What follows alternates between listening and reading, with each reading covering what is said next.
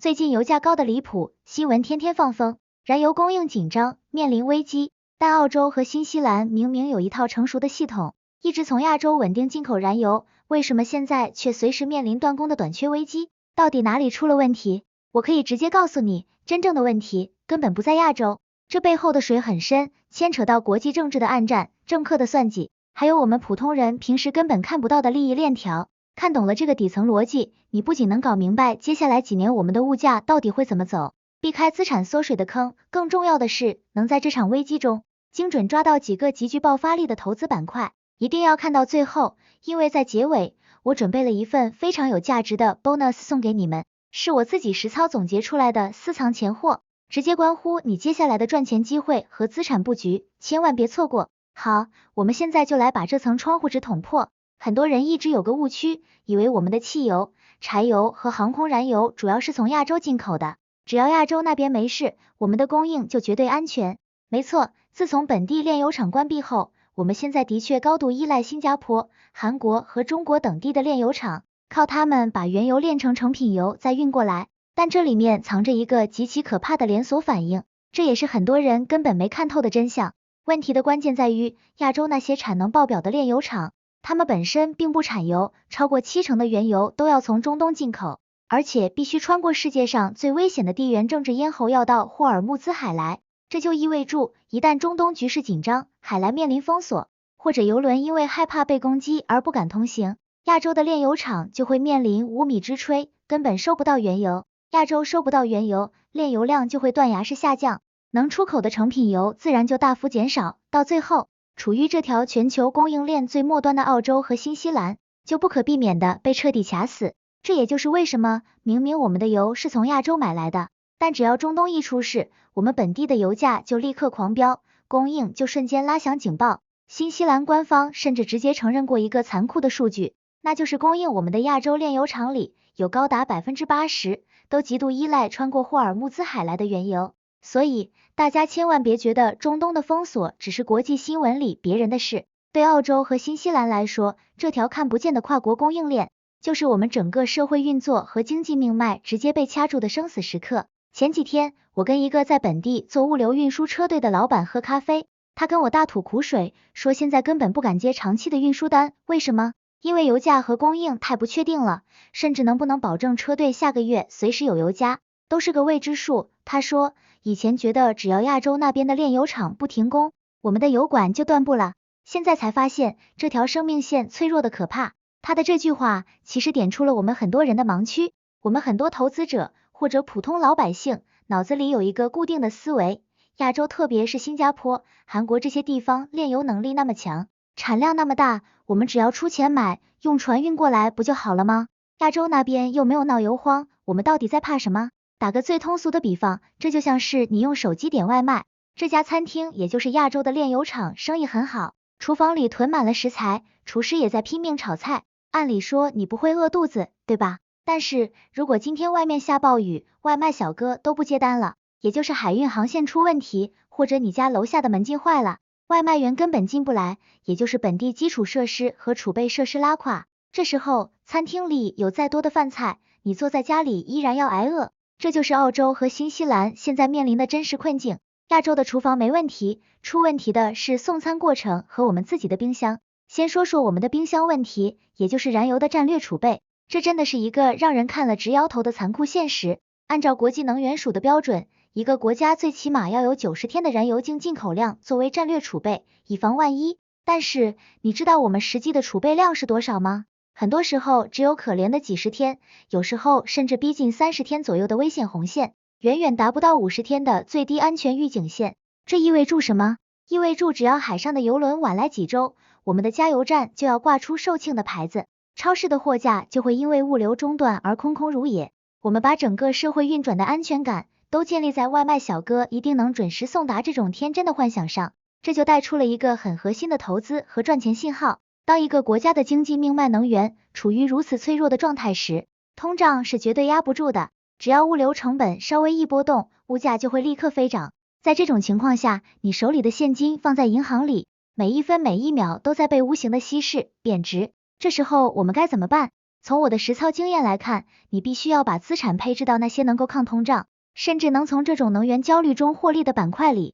舉個例子，本地那些擁有核心定價權的基礎設施公司，或者是能夠提供能源替代方案、傳統能源供應鏈上的上游企業。當所有人都因為油價高昂而痛苦的時候，這些公司的利潤卻在悄悄暴漲，這就是認知差帶來的賺錢機會。既然知道冰箱不夠大，為什麼我們不砸錢多建幾個儲備庫？為什麼連我們原本自己能煉油的廚房都要親手拆掉？這就牽扯到一個非常真實，甚至有點魔幻的經歷。前幾年，無論是澳洲還是新西蘭，都在上演一出奇葩的戲碼，把本土的煉油廠一家接一家的關閉。比如新西蘭唯一的那家煉油廠 Marsden Point 直接停爐，改造成了單純的進口儲油碼頭。澳洲那邊也是一樣，幾大煉油廠接連關門大吉。我記得很清楚，當時我正在研究這幾家能源公司的財報和股票盤面。當他們宣布關閉本地煉油業務的時候，市場上的機構投資者都在歡呼，股價甚至還漲了一波。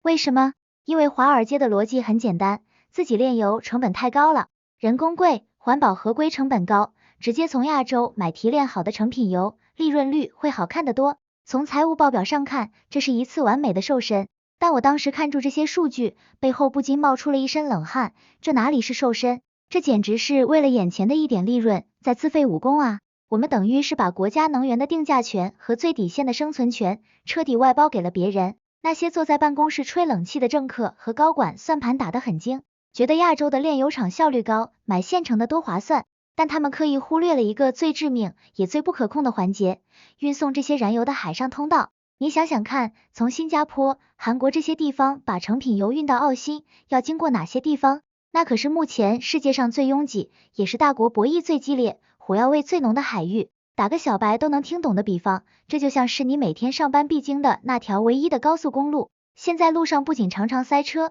而且沿途還隨時可能有人設卡收保護費，甚至兩幫人在路中間打群架，隨時會封路。只要中東那裡稍微有點風吹草動，或者大國之間在南海、台海海域瞪一下眼睛，氣氛一緊張，那些運油船的保險費就會在一夜之間直線飆升，甚至有些遠洋船長為了安全，會直接要求繞路，或者拒絕走這條航線。船走得慢了，運費貴了，保險費翻倍了，這些錢最後誰來出？還不是我們這些每天要在加油站拔出油槍的普通人。你以為你加的是單純的汽油，其實你付的賬單裡有一大半是地緣政治的風險溢價，我們在為別人的政治博弈買單。這就是我一直跟身邊朋友強調的，當你看透了這個政治和經濟交織的底層邏輯，你看到的就不再是危機，而是赤裸裸的賺錢機會。當一個國家的能源供應鏈變得如此脆弱，當安全感變成了一種稀缺資源的時候，什麼東西會暴漲？絕對不是你在銀行裡的存款。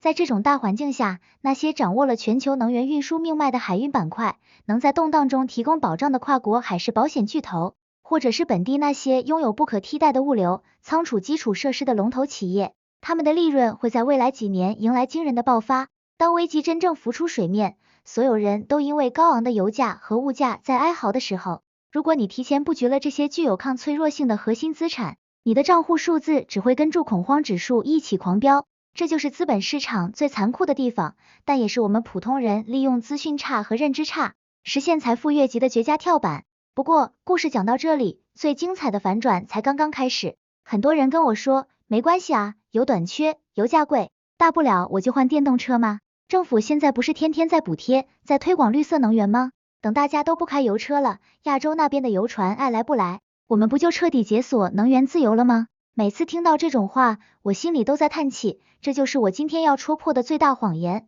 那就是新能源能拯救我們的能源安全。我們來做個簡單的算術題，也是我常跟投資圈朋友聊的。就算明天澳洲和新西蘭所有的私家車一夜之間全变成電動車，我們的燃油短缺危機就解除了嗎？答案是完全沒有，因為真正支撐一個國家運轉的，不是你上下班開的那台小車，是把超市貨架填滿的大貨車，是幫農民收割莊稼的聯合收割機，是港口碼頭那些搬運集裝箱的重型吊車，甚至是保證急診室不停電的備用發電機。這些大家伙現在乃至未來很長一段時間根本沒辦法靠電池解決。我有一個在澳洲礦場工作的朋友，他告訴我，他們那些巨型卡車如果換成電池，光是電池的重量就足以讓車子跑不動。更別提充電要花多少時間了。只要燃油一短缺，物流就斷掉，物流一斷，物價就不是漲幾毛錢的問題，是你有錢也買不到東西。所以你看清楚了嗎？政府在大力推電動車，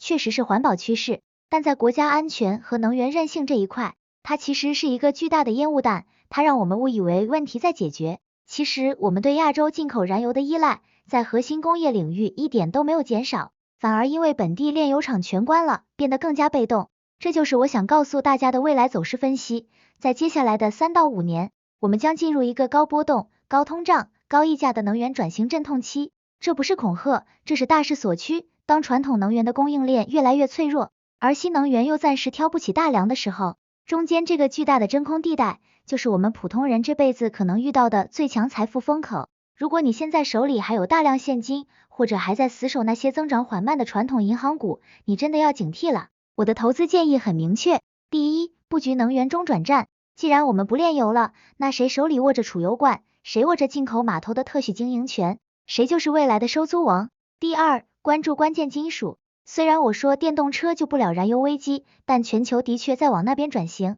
澳洲和新西蘭擁有豐富的鋰、鎳、稀土資源，這不是炒作，這是未來幾十年的新石油。第三，防禦性實物資產。當能源成本推高一切物價時，能夠把成本轉嫁給消費者的龍頭企業，才是真正的避風港。說實話，看住現在的政治環境和經濟走向，我並不是樂觀主義者，但我始終相信，危機，有危才有機。那些能在混亂中看清底層邏輯，不被新聞標題牽着鼻子走的人，才能成為最後的贏家。好了，前面說了這麼多重點，現在到了我最期待的 bonus 時間。這是我做投資這些年最常用也最信任的一套觀察方法，我叫它能源倒三角觀察法，一個能快速看懂市場風向的實戰工具。很多人問我，道理我都懂，但我到底什麼時候該買什麼？現在我就教你這個直接能變現的技能，學會了，你以後看新聞就像看財報一樣準。第一步，盯緊運費與保險的跳動，不要只看原油價格，